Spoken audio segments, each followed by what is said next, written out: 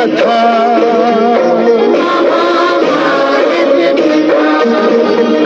कथा है पुरुषार्थ की, ये स्वार्थ की, परमार्थ की, सारथी जिसके बने श्री कृष्ण भारत पार्थ की।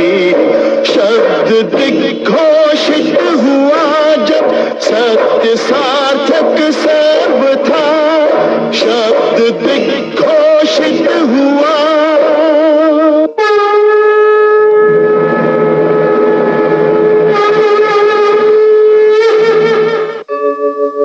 यदा यदा हि धर्मस्य ग्लानिर्भवति भारत, अभ्युत्थानम् अधर्मस्य तदात्मानं सृजाम्यहम्, परित्राणाय साधूनां विनाशाय च दुष्कृतां, धर्म संस्थापनार्थाय संभवामि युगे युगे। यदा यदा हि धर्मस्य ग्लानिर्भवति भारत, अभ्युत्थानम् अधर्मस्य तदात्मानं सृजाम्यहम्।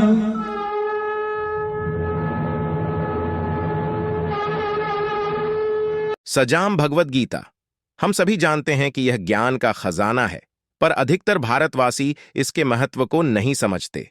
भारत में लोग भगवद गीता को एक धार्मिक किताब समझते हैं और इसीलिए वह यह सोचते हैं कि उसमें बस भगवान और उनकी ही बातें लिखी होगी। लेकिन ऐसा बिल्कुल नहीं है। आपको जानकर यह यकीन नहीं होगा कि गीता में वह बातें पहले से लिखी हुई हैं, जो आज साइंटिस्ट रिसर्च कर रहे हैं। कई ऐसी घटनाओं का जिक्र है जिसे आज घटते देख यकीन नहीं होता है।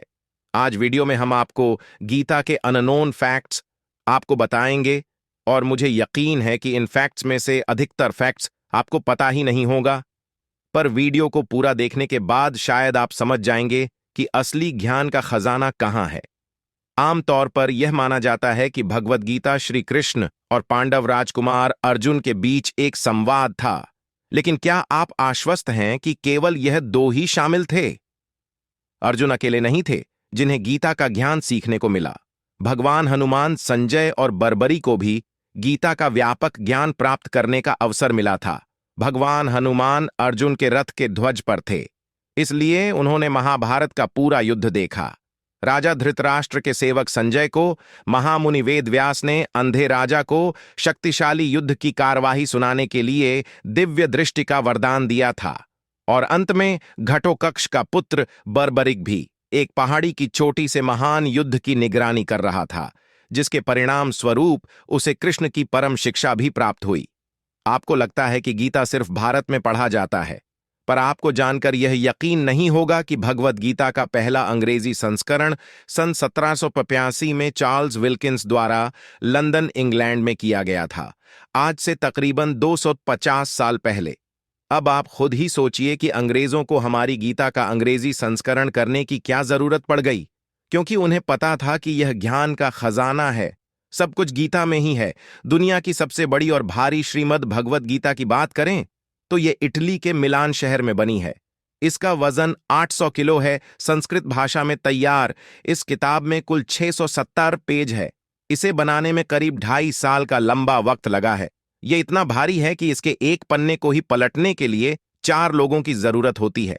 इसे बनाने में तकरीबन 1.5 करोड़ रुपए खर्च हुए हैं।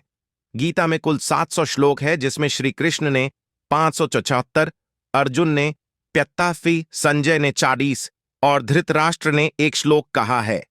वैसे तो गीता को साइकोलॉजी के लिए बहुत ही अच्छी बुक माना जाता है, लेकिन लोगों को यह नहीं पता है कि इसमें आपको बायोलॉजी, फिजिक्स, मैथ और एस्ट्रोलॉजी जैसे कई टॉपिक के बारे में कई ऐसी बातें हैं जिनके बेस पर बड़ी बड़ी खोज यानी कि डिस्कवरी हुई है।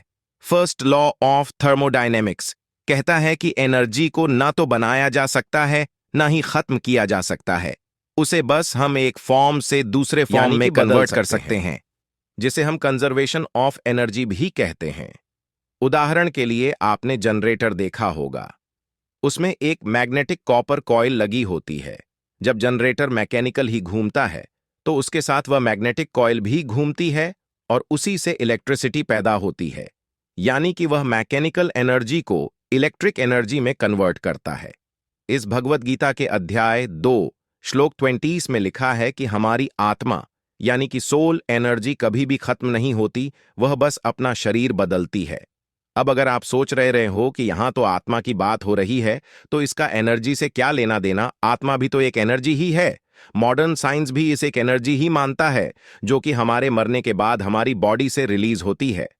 अब चाहे वह बड़े अमाउंट में हो या फिर छोटे अमाउंट में, लेकिन कोई तो ऐसी एनर्जी है जो हमारे बॉडी से रिलीज होती है। इसे आप ध्यान से समझो, क्योंकि इतने सालों पहले किसी ने यह आइडिया यानी कि इस थ्योरी का बेस दिया था, जिसे आज मॉडिफाई रूप से of conservation of energy meditation techniques है, जिससे हम अपने सबकॉन्शियस माइंड को कंट्रोल कर सकते हैं।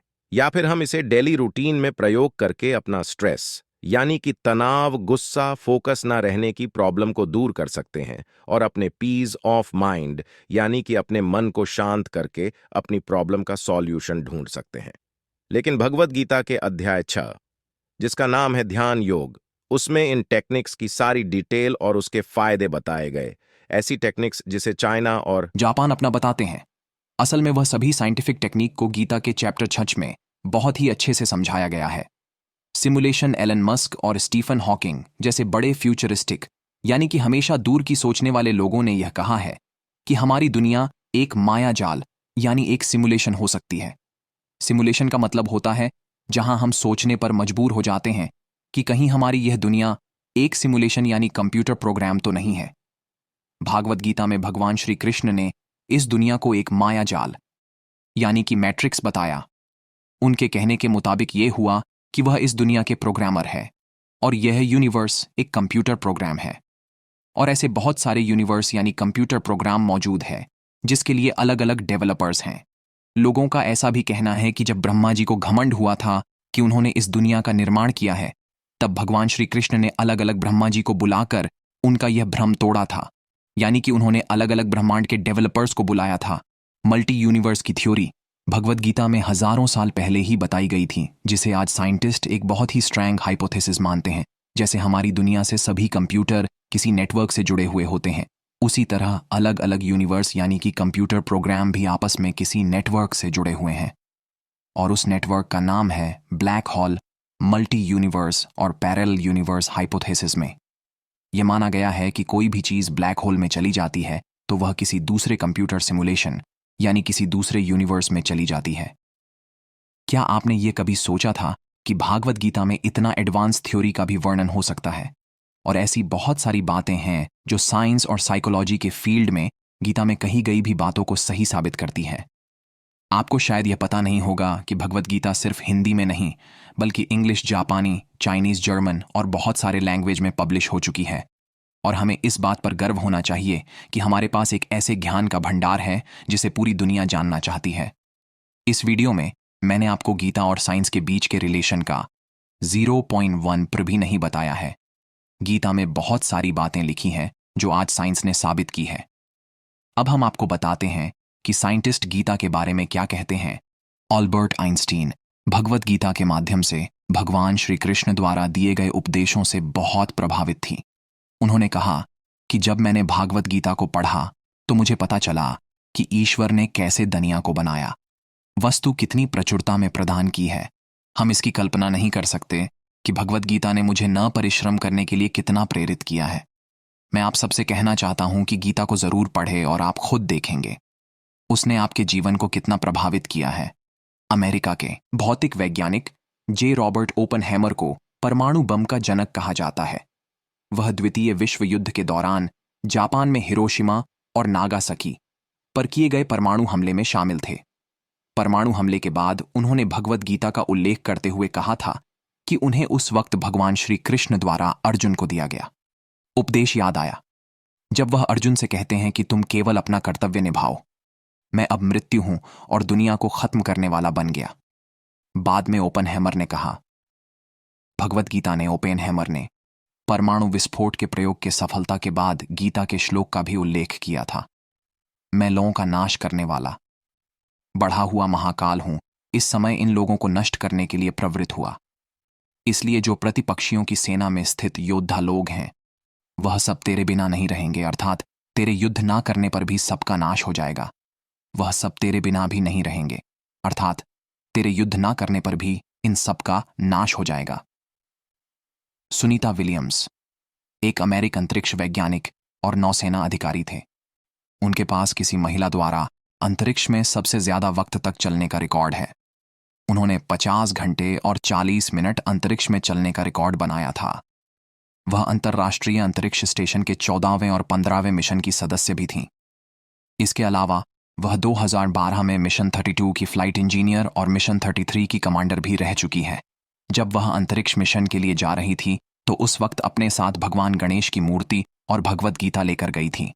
उस वक्त उनसे जब यह पूछा गया कि वह अंतरिक्ष में क्यों गीता और भगवान गणेश की मूर्ति लेकर गई थी, उस वक्त उन्होंने जवाब दिया, यह आध्यात्मिक चीजें हैं जो अपने आप को, जीवन को, आसपास की दुनिया को प्रतिबिंबित करने और चीजों को दूसरे तरीके से देखने के लिए मुझे लगा कि ये ऐसे समय में काफी उपयुक्त है। उन्होंने इसके अलावा यह भी कहा कि गीता के जरिए उन चीजों को समझने में मदद मिली है जो वह कर रही है, उसे करने का कारण क्या है, साथ ही मुझे अपने जीवन का उद्देश्य समझने में मदद मिलेगी। इसके अलावा मुझे अपने आप को जमीन से जुड़े रहने का भी सबक मिला है। भगवद गीता हमारे पास है और हम इसका फायदा कभी नहीं उठाते हैं, बाकी पूरी दुनिया उठा रही है। दोस्तों, अगर आपने अभी तक भगवद गीता नहीं पढ़ा है, आपके जीवन में मुश्किल है, आप कोई लक्ष्य प्राप्त करना चाहते हैं किसी सोच में, तो आप भगवद गीता को अवश्य पढ़ें। सीख हम बीते युगों से नए युग का करे स्वागत, करे स्वागत, करे स्वागत, करे स्वागत।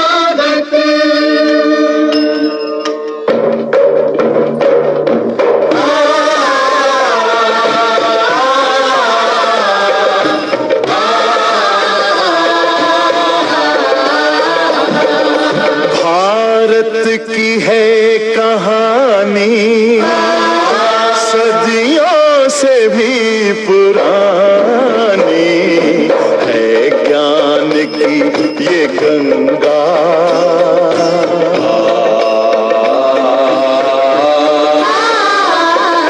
है ज्ञान की ये गंगा। ऋषि